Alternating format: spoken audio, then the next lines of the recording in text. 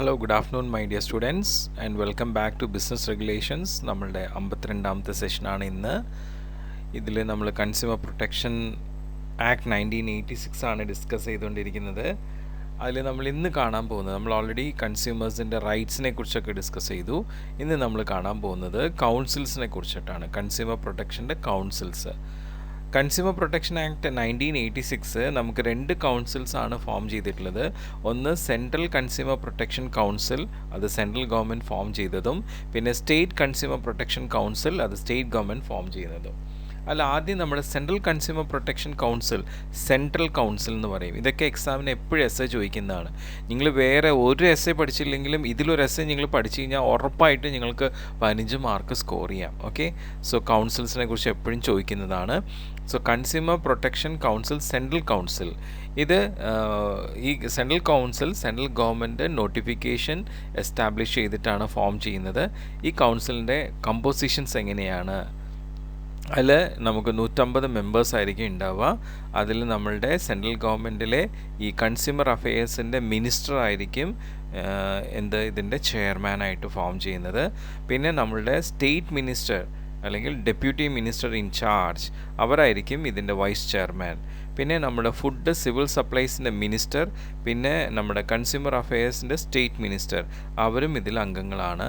പിന്നെ പാർലമെൻറ്റിൽ നിന്ന് 8 മെമ്പേഴ്സ്, 5 ലോകസഭാ മെമ്പേഴ്സും 3 രാജ്യസഭാ മെമ്പേഴ്സും ഇതിൽ മെമ്പറായിരിക്കും.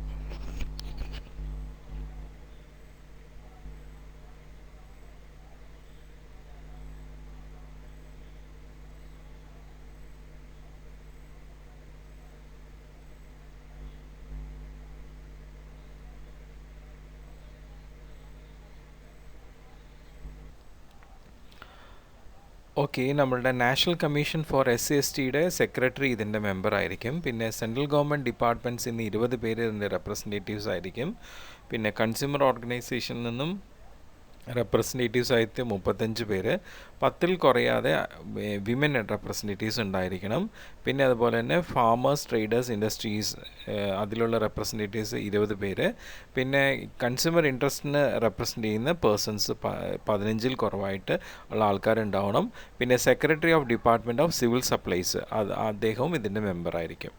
പിന്നെ ഇതിൻ്റെ ടേംസ് ആൻഡ് കണ്ടീഷൻസ് നോക്കുകയാണെങ്കിൽ 3 വർഷത്തേക്കാണ് ഈ സെൻട്രൽ കൺസ്യൂമർ കൗൺസിൽ ഫോം ചെയ്യുക. ഒന്ന് ഫോം ചെയ്ത് കഴിഞ്ഞാൽ 3 വർഷത്തേക്കാണ്. അല്ല, ഏത് മെമ്പറിന് വേണമെങ്കിലും ആ കൗൺസിലിൽ നിന്ന് റിട്ടേൺ ഫോമിൽ റെസിഗ്നേഷൻ എഴുതി കൊടുത്ത് റിസൈൻ ചെയ്യാം. ആ വേക്കൻസി അതിന് സിമിലർ കാറ്റഗറിയിലുള്ള ആൾക്കാരെ കൊണ്ട് ഫില്ല് ചെയ്യും. ഓക്കെ, ഇനി അവർ കണ്ടക്ട് ചെയ്യുന്ന മീറ്റിങ്ങിൻ്റെ പ്രൊസീജിയേഴ്സ് അതെങ്ങനെയാണെന്ന് വെച്ച് കഴിഞ്ഞാൽ, നമ്മുടെ ഈ പറയുന്ന ചെയർമാൻ അല്ലെങ്കിൽ വൈസ് ചെയർമാൻ ആയിരിക്കും എന്ത് ചെയ്യുന്നത്, മീറ്റിംഗ് പ്രിസൈഡ് ചെയ്യുന്ന കാര്യങ്ങൾ പറയുക. അവരുടെ ആബ്സെൻസിൽ കൗൺസിൽ തന്നെ തീരുമാനിക്കാം ആരാണ് മീറ്റിംഗ് പ്രിസീഡ് ചെയ്യേണ്ടതെന്നുള്ളത്. അപ്പം അങ്ങനെ മീറ്റിംഗ് എപ്പോഴാണ് വെക്കേണ്ടതെന്നുള്ള കാര്യം അവർ തീരുമാനിക്കും. അങ്ങനെ തീരുമാനിച്ചു കഴിയുമ്പോൾ അതിന് നോട്ടീസ് 10 ദിവസത്തിൻ്റെ ഉള്ളിൽ കോപ്പീസ് അതിലുള്ള 150 മെമ്പേഴ്സിനും എത്തിച്ചിരിക്കും. ആ നോട്ടീസിൽ ഏത് ഡേറ്റിലാണ് മീറ്റിംഗ്, എവിടെ വെച്ചിട്ടാണ് മീറ്റിംഗ്, എന്താണ് മീറ്റിങ്ങിൻ്റെ സബ്ജക്റ്റ് മാറ്റർ എല്ലാം പറഞ്ഞിട്ടുണ്ടാവും.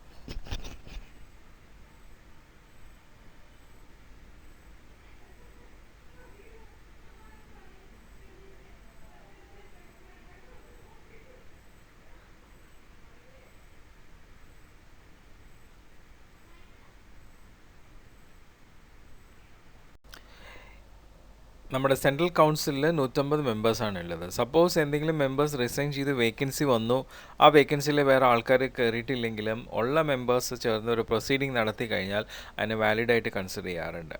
പിന്നെ അതുപോലെ തന്നെ എന്തെങ്കിലും സ്പെസിഫിക് ആയിട്ടുള്ള ഫംഗ്ഷൻസിന് വേണ്ടിയിട്ട് സെൻട്രൽ കൗൺസിലിന് വർക്കിംഗ് ഗ്രൂപ്പ് ഫോം ചെയ്യാനുള്ള അധികാരമുണ്ട്. സെൻട്രൽ കൗൺസിലുള്ള ഒഫീഷ്യൽസിനും നോൺ ഒഫീഷ്യൽസിനും ട്രാവലിംഗ് അലവൻസും റെമ്യൂണറേഷൻ പേ ചെയ്യുന്നതായിരിക്കും. പിന്നെ സെൻട്രൽ കൗൺസിൽ ഫോം ചെയ്ത ഏത് റെസൊല്യൂഷൻസും റെക്കമെൻഡ് ചെയ്യാൻ പറ്റുന്നതാണ്. Central council at least once in a year meeting conduct ചെയ്യണം. ഇനി ഈ സെൻട്രൽ കൗൺസിലിൻ്റെ ഒബ്ജക്ട്സ് എന്തൊക്കെയാണെന്ന് നോക്കുകയാണെങ്കിൽ, നമ്മളുടെ ജീവിതത്തിന് ഹാനികരമാവുന്ന ഗുഡ്സും സർവീസും പ്രൊഡ്യൂസ് ചെയ്യാതിരിക്കുക, അങ്ങനെ പ്രൊഡ്യൂസ് ചെയ്യാതിരിക്കാനുള്ള റൈറ്റ് അത് പ്രൊട്ടക്റ്റ് ചെയ്യുക. അതുപോലെ തന്നെ നമുക്ക് അൺഫെയർ ട്രേഡ് പ്രാക്ടീസസ് അത് ബാൻ ചെയ്യുക. നമ്മളെപ്പോഴും quality, quantity, purity, standard, price ഇത് കറക്റ്റായിട്ട് ഇൻഫോം ചെയ്യാനുള്ള റൈറ്റ്, അത് ഇൻഫോം ചെയ്യാനുള്ള റൈറ്റ് സെൻട്രൽ കൗൺസിലിനുണ്ട്. പിന്നെ variety of goods and services competitive പ്രൈസിൽ അഷ്യൂർ ചെയ്യാനുള്ള റൈറ്റ് സെൻട്രൽ കൗൺസിലിനുണ്ട്. പിന്നെ കൺസ്യൂമേഴ്സിൻ്റെ ഇൻട്രസ്റ്റ് ഒരു നല്ല കൺസിഡറേഷനോട് റിസീവ് ചെയ്ത് ഹിയർ ചെയ്യാനുള്ള റൈറ്റ് ഈ സെൻട്രൽ കൗൺസിലിന് ഉണ്ട്.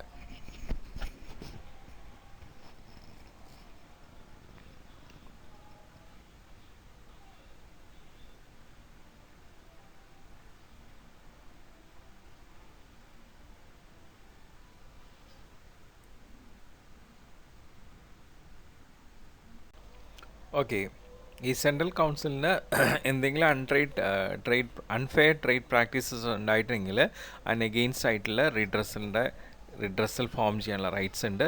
പിന്നെ കൺസ്യൂമറിനെ എഡ്യൂക്കേറ്റ് ചെയ്യാനുള്ള റൈറ്റ്സ് ഉണ്ട്.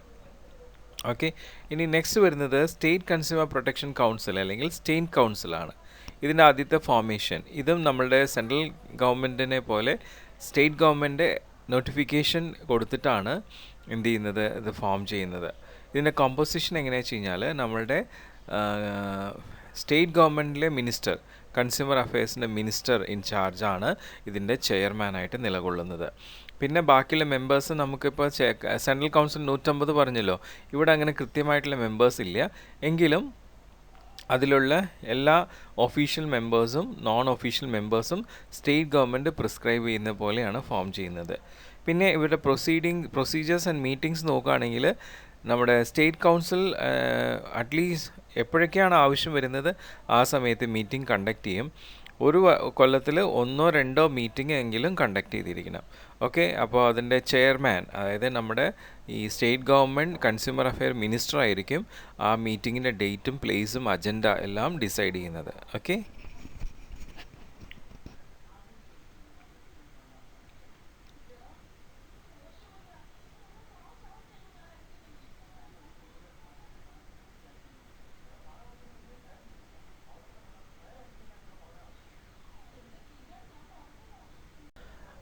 ഓക്കെ, നമ്മളുടെ ഈ സ്റ്റേറ്റ് കൗൺസിലിൻ്റെ ഒബ്ജക്റ്റീവ്സ് നോക്കുകയാണെങ്കിൽ സെൻട്രൽ കൗൺസിലിൻ്റെ അതേ ഒബ്ജക്റ്റീവ്സ് ആണ്. അപ്പോൾ ഈ ഒരു എസ്സെ പഠിക്കാൻ നിങ്ങൾക്ക് വളരെ എളുപ്പമാണ്. കാരണം വെച്ച് കഴിഞ്ഞാൽ സെൻട്രൽ കൗൺസിലിനെ കുറിച്ച് നന്നായി മനസ്സിലാക്കി കഴിഞ്ഞാൽ സ്റ്റേറ്റ് കൗൺസിലിനെ കുറിച്ച് എഴുതാം. ഇനി നമുക്ക് ഈ കൺസ്യൂമർ ഡിസ്പ്യൂട്ട്സ് വരുമ്പോൾ അത് കൈകാര്യം ചെയ്യുന്ന റീഡ്രസൽ ഏജൻസീസിനെ കുറിച്ച് നോക്കാം.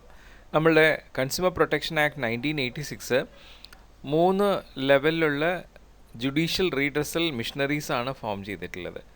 ഓക്കെ, 3 ടയറിൽ ക്വാസി, അതായത് ശരിക്കും നമ്മളുടെ കോർട്ട് പോലെയുള്ള ജുഡീഷ്യൽ റീഡ്രസൽ മിഷനറീസാണ് ഫോം ചെയ്തേക്കുന്നത്.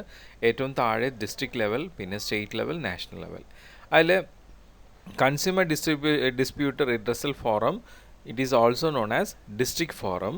ഇത് ഓരോ ഡിസ്ട്രിക്റ്റിലും സ്റ്റേറ്റ് ഗവൺമെൻറ്റിൻ്റെ നോട്ടിഫിക്കേഷനോട് കൂടിയിട്ട് ഫോം ചെയ്തിട്ടുള്ളതാണ്. ചിലപ്പോൾ സ്റ്റേറ്റ് ഗവൺമെൻറ്റിന് ഒരു ഡിസ്ട്രിക്റ്റിൽ ഒന്നിൽ കൂടുതൽ ഡിസ്ട്രിക്ട് ഫോറം വേണമെങ്കിൽ സ്ഥാപിക്കാം. പിന്നെ state level consumer dispute redressal കമ്മീഷനാണ് നമ്മൾ എന്തെന്ന് പറയുന്നത്, സ്റ്റേറ്റ് കമ്മീഷൻ അല്ലെങ്കിൽ സ്റ്റേറ്റ് ഫോറം എന്നും കൂടി പറയാം. സാധാരണ ഡിസ്ട്രിക്റ്റിനെയാണ് ഫോറം എന്നും ബാക്കി state level, national level commission എന്നാണ് പറയുക. ഓക്കെ, സ്റ്റേറ്റ് ഗവൺമെൻറ് എസ്റ്റാബ്ലിഷ് ചെയ്യുന്നത്. പിന്നെ നാഷണൽ ലെവലിൽ കൺസ്യൂമർ ഡിസ്പ്യൂട്ട് റീഡ്രസൽ കമ്മീഷനെ നമ്മൾ നാഷണൽ കമ്മീഷൻ എന്ന് പറയുന്നത് അത് സെൻട്രൽ ഗവൺമെൻറ് ആണ് ഫോം ചെയ്യുന്നത്. ഓക്കെ.